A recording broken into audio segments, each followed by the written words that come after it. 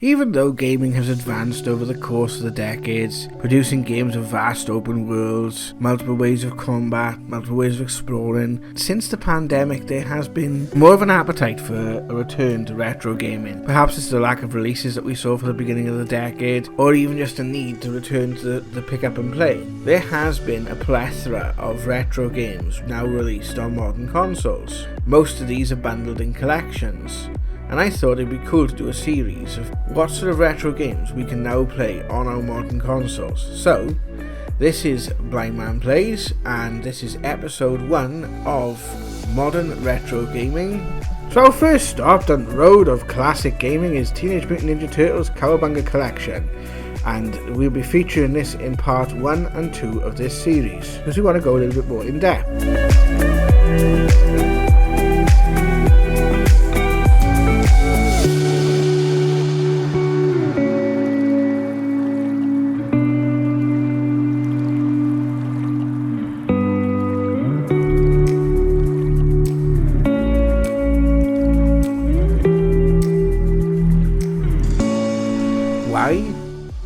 Because personally for me, it is the games I remember, like many others that have said this to me as I featured the TMNT in other videos.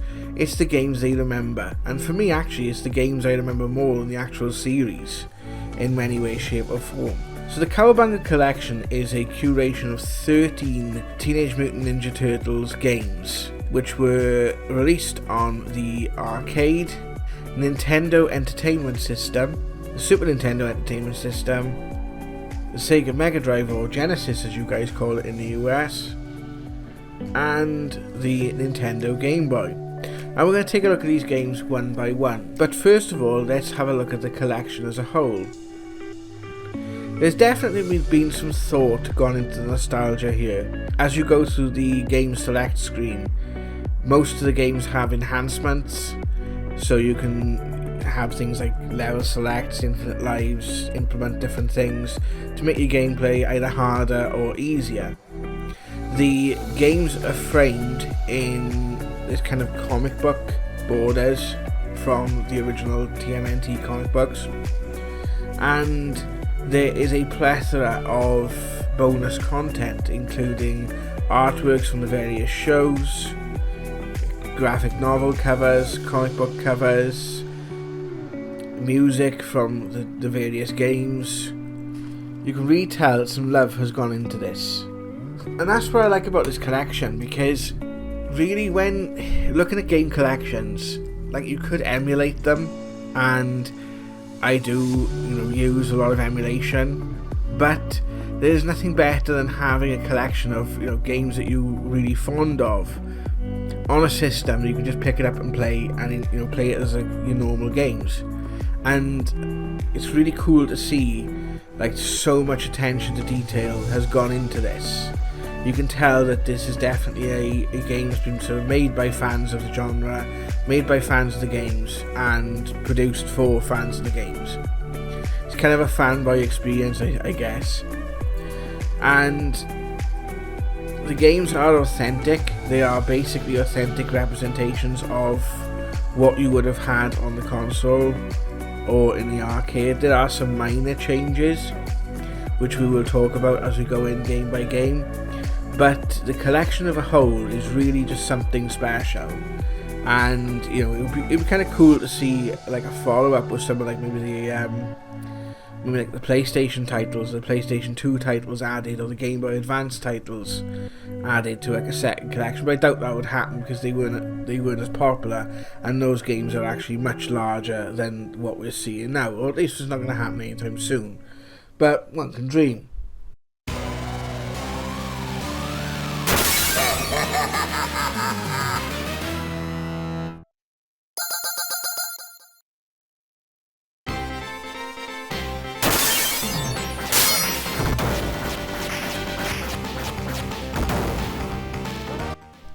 So let's take a look at the first game, the original arcade game. Now, I covered this in my MAME emulation video, and I talked about going on holiday as a kid and hearing the Ninja Turtles theme song sort of coming through the hustle and bustle of the arcade, and being drawn very much to a huge sort of cabinet where you put your coin in to the relevant slot of which turtle you want to play, and within seconds you were what felt like, back in 1989 at 10 years old, being part of the original cartoon. It really had that sort of feel to it. What I didn't know is how pioneering the game actually was. When you think of side-scrolling beat-em-ups, you often think of things like Fatal Fury, Streets of Rage, Golden Axe, and Double Dragon. Well, actually, Golden Axe was in its infancy, and Double Dragon had been released 2 years prior. But the main games we think of in this genre hadn't actually been released yet. So this game was actually quite pioneering in the many ways in which you interact with the enemies. For example, how the enemies appear on screen, coming through doors, coming out from behind like the environments, etc. And also the objects that you can use to interact with enemies. Like there's things that you can blow up, you can deflect projectiles. There's cars that move out of the background at you in certain stages. There's different types of stages, like one with skateboarding, and you're fighting against these helicopters, and a huge array of different bosses. Some of the tropes that we've come to see, like the lift scenes, for example, or the lift stages that you see in the final stage of TMNT Arcade, are taken from games prior, like Double Dragon. The sprites are really colourful, and they are basically two buttons. We've got an 8-directional controller, and the jump and attack buttons on the original cabinet. This game is basically a faithful representation of the arcade game, and many of the features still remain. The only main change I can see is the opening title sequence has slightly been altered, and I think that's due to licensing issues. The graphics are absolutely superb for the time. As you go into the burning building, for example, of the first stage, or through the streets of New York in the second stage, or the sewers in the third stage. The sound is absolutely on point, especially with the enemies taunting you, the enemy bosses that taunt you doing the final boss encounters. And the story, although very minimalist, is quite easy to follow. Basically, Shredder kidnaps April O'Neil and sets her building on fire. I'm assuming it's him and the Foot Clan who set the building on fire.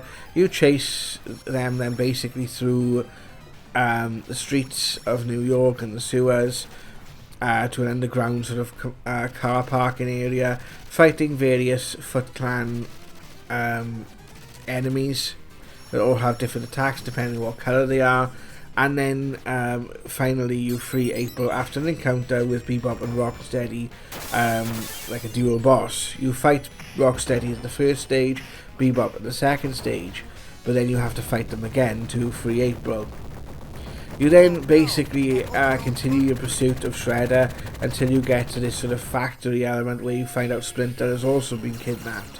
You rescue Splinter and set forth for the Technodrome, and that's where you basically face off against Krang and Shredder. Very simple, very easy to follow story, but it's just so much fun to play. Even now, I found myself taking the odd 10-15 minutes just to play through a couple of levels. It is absolutely great fun.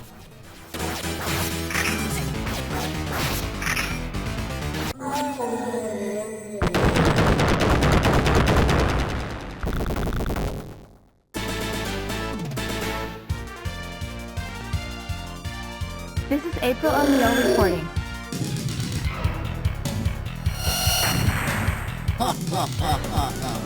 Hey, Krang!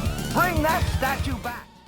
The second game on the list is the follow-up, Teenage Mutant Ninja Turtles, Turtles in Time. This was released a year later in 1990, and by now we're starting to see some of the more modern tropes of the beat-em-up genre. The Turtles have more moves. They have a move where they can throw the foot soldiers into the screen, or they can grab them on the end of, like, say, for example, Donatello's staff and whack them on the floor a few times. And the plot for this is a bit more in-depth, and I first basically came across this game in 1994. I was a bit late in actually playing this one, and that was when I went on a trip to America, and in the hotel I was staying in, they had an arcade cabinet of Turtles in Time, and I literally spent that much money on it. I think it was about $30 I literally spent on the cabinet, and completed the game in one night. And it was, it was a brilliant experience. You have different bosses, like for example, this time you have like, I think you've got like Tucker and Razor, or at least one mutants that look very much like them. Leatherhead, for example, I think makes an appearance, and Baxter Stockman in his fly form. The idea is that you're basically chasing after Shredder after he steals the Statue of Liberty, and he sends you through time, and you're getting stuck through time, fighting through various stages. For example, a pirate ship, back in the prehistoric eras, and I think there's like in the future like a weird neon sort of a place that you go to as well, and basically culminates in a battle in the Technodrome and fighting with Shredder at the end of the game. Turtles in Time is in many ways an upgrade to the original arcade game. I love that it brings in like extended universe bosses. The sound design is again much better. There's a new song called Turtle Power, which is designed specifically for the game. It mixes things up. I feel that this arcade game is slightly easier than its predecessor. It's not as much of a grind. The sound design, as I said, is a lot better in this time round. But I would say it's definitely on par with its predecessor. Maybe slightly less enjoyable because it just doesn't sort of last as long for me personally. And I just think there's always going to be a special place in my heart for the original TMNT arcade game. But ultimately, it is a fantastic follow-up, and does everything a sequel should do. My patience is wearing thin.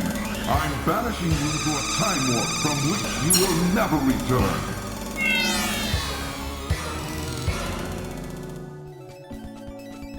Before we go on to the NES games, I just wanted to take a quick 2 seconds just to say thank you for watching this video, and if you like what you see, please give the video a thumbs up and subscribe to the channel. Click the notification bell for further content. I'm actually working on this content prior to releasing it, so the series will actually be done before you actually see it. So all of these will be released on the channel, and there's going to be no gaps.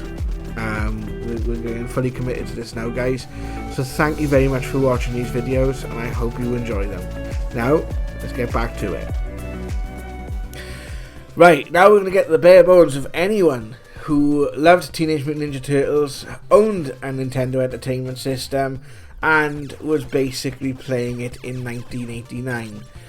This Teenage Mutant Ninja Turtles game, the original one on the NES, basically has a lot of controversy around it because the game is so hard.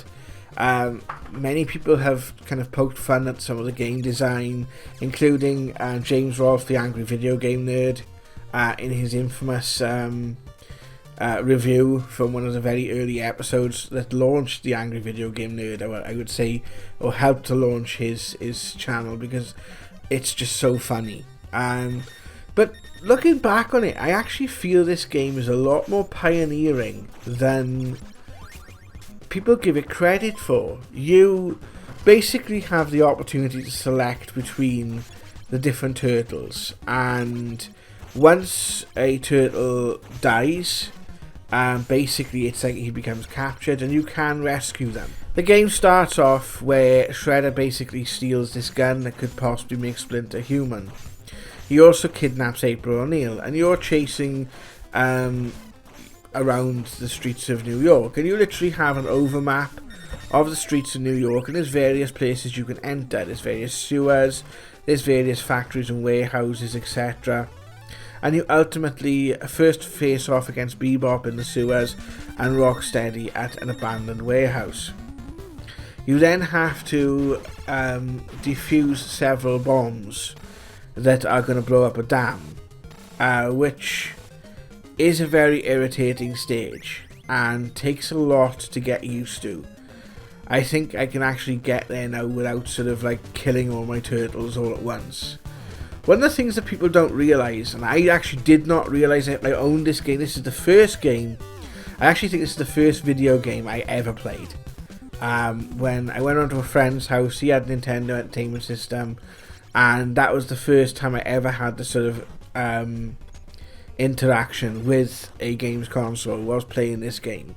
So there's kind of that where I look at it on it sort of favourably, if that makes sense. But the one thing I didn't actually realise is when you leave a screen and come back, yes, the enemies respawn, but so do the pizzas. So as long as you're willing to grind for it, replenishing the turtle's health is not as difficult as it actually seems, and that does help with the longevity of the game. You're then basically chasing the Foot Clan around New York and on several rooftops, etc. And basically you're looking for Splinter. As you go back to the turtle's lair and you find out that Splinter has been taken, so you're kind of looking for him around New York. And you eventually find him. He's being held captive by like a clone turtle or an evil ninja turtle, essentially. Then you basically follow Shredder to this Air Force base. I don't know, some people say it's JFK Airport, I'm not sure. And this is relatively easy. There's a lot of misleading stages in this level. But if you literally go to, I think it's like the bottom left hand corner of the screen and go through the sewers, you will eventually find the Super Mouser. You actually defeat the Super Mouser and then you find your way to the Technodrome.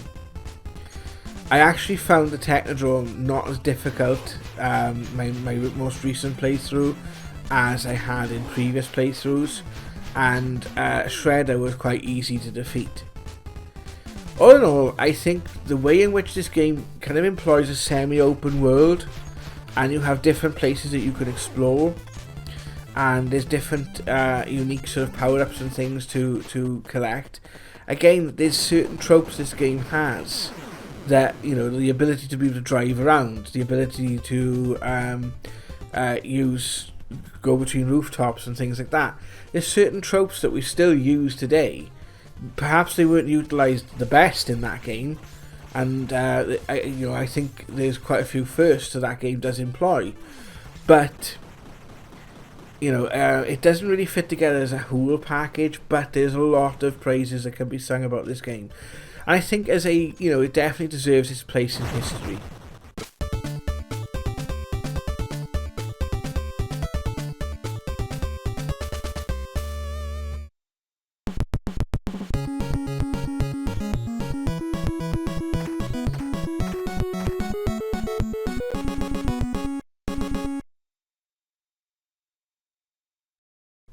The second NES game we're going to look at is the Teenage Mutant Ninja Turtles 2 arcade game. Now, by about 1991, I hadn't been on holiday for a while, and I had not played the original coin-op for quite some time. And on my Teenage Mutant Ninja Turtles videos, I was seeing advertisements for the home conversions of the arcade game on the Atari ST, the Amiga, and I was starting to learn more about the Amiga because my friend had one, and I thought, wow, this is going to be absolutely amazing. And I found out then during, I think it was around about 1991, that around my birthday actually, that the arcade game was going to be released, and I had it that year for my birthday, around about 1991, I believe it was on. No, it was 1992 I had it. It came out in 91, but I had the arcade game in 1992. Sorry, I do apologise. At last, the Teenage Mutant Hero Turtles game you have played in the arcades is now available for your home computer.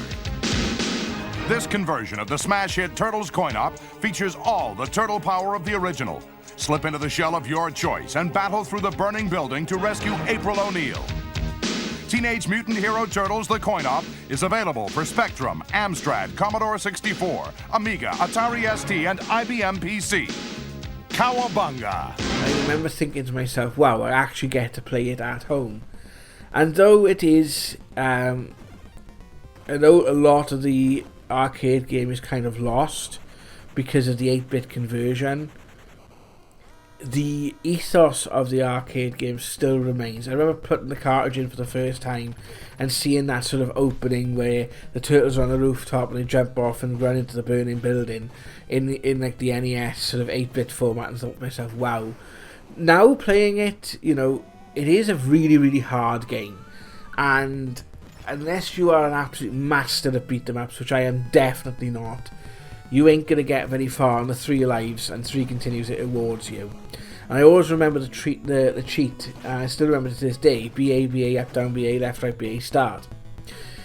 And I think in the US version, it gives you 9 lives and 5 continues, which did get me quite far in the game, but I am pretty sure in Europe it actually gave you infinite lives.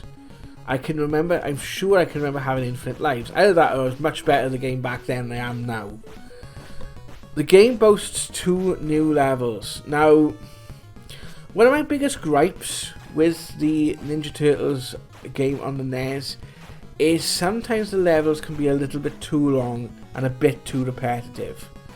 I did enjoy the 2 extra levels, and I think it's good that they've been added. It gives the home console really something different.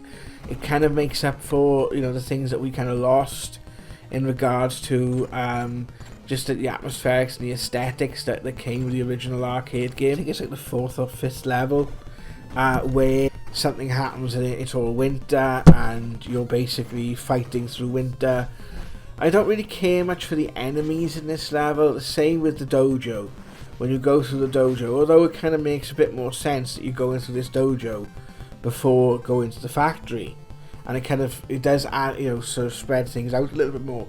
So story wise, it kind of makes a bit more sense for the dojo to be there. The winter level, yeah, it's okay, but I didn't enjoy it as much. The dojo could have been done with being a little bit smaller. The fights with the tigers can be very, very irritating on times, and you do lose a lot of lives because the hit detection there just doesn't work that well. However, ultimately, this is a fantastic adaptation of the Ninja Turtles arcade game, and quite frankly, now having played the DOS and Amiga versions of the arcade game, it is the most faithful representation. It has the music, it has the 8-bit representation of each stage, it has the scrolling, the foot soldiers come out at you the way that they do in the arcade game. It really does work, and I think it's a feat of the developers to, you know, the way in which they actually made this representation of the game work. I just think it could have been a little bit easier, being that kids were the target audience at the time, and the game is bloody solid.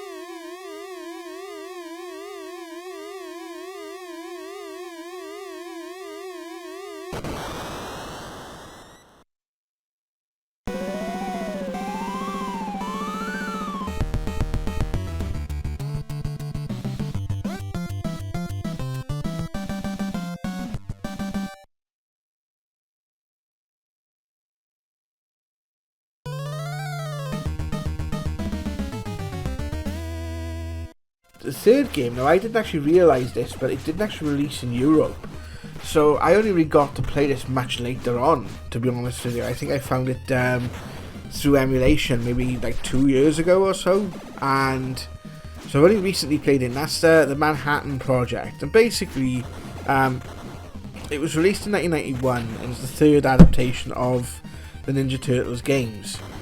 What I like about this, and I just want to give a bit of comment here, what I like about the style in which Konami employed here is the sprites throughout. They kind of use the same sprites throughout the Ninja Turtles 1, 2 and 3. So there's a consistency there, and I think that kind of works. Although I think the story, I think there's inconsistencies like with the stories, but the style kind of still works. Manhattan Project is a very good beat 'em up. Again, it suffers from certain things that cause it not to be great, and that is the fact that you do have issues with how many lives you're given unless you implement a cheat code, and the game can be very difficult. I also found this game to be quite bland. The level design sometimes can be a little bit uninspiring. However, the ethos, the gameplay, the most important elements are still there. The idea of this game is Shredder basically takes Manhattan whilst the Turtles are on holiday, and you have to basically fight your way to the island to restore things and set things back to normal. I haven't actually completed this game yet. This is still a work in progress for me. I did find by the time I got to the third or fourth stage, just tedium had set in, and I just didn't want to play it much more, to be perfectly honest with you. It is, I would say, I'm going to be quite controversial here because I know a lot of people might not agree with me, but I prefer the first one to the Manhattan Project. I just think there's so much more that's engaging in the first game, despite its various quirks then, shall we say.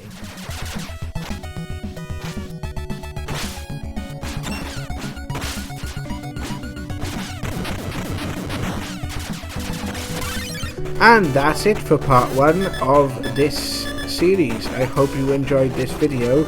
Next time we will be looking at the SNES, Sega Mega Drive and Game Boy releases of Turtles in Time, the Hyperstone Heist, the Game Boy Trilogy and the Tournament Fighter games. This episode will be released tomorrow, so I hope you guys tune in and let us know your thoughts in the comment section below. What is your favourite memory of playing Teenage Mutant Ninja Turtles? Let us know in the comment section below.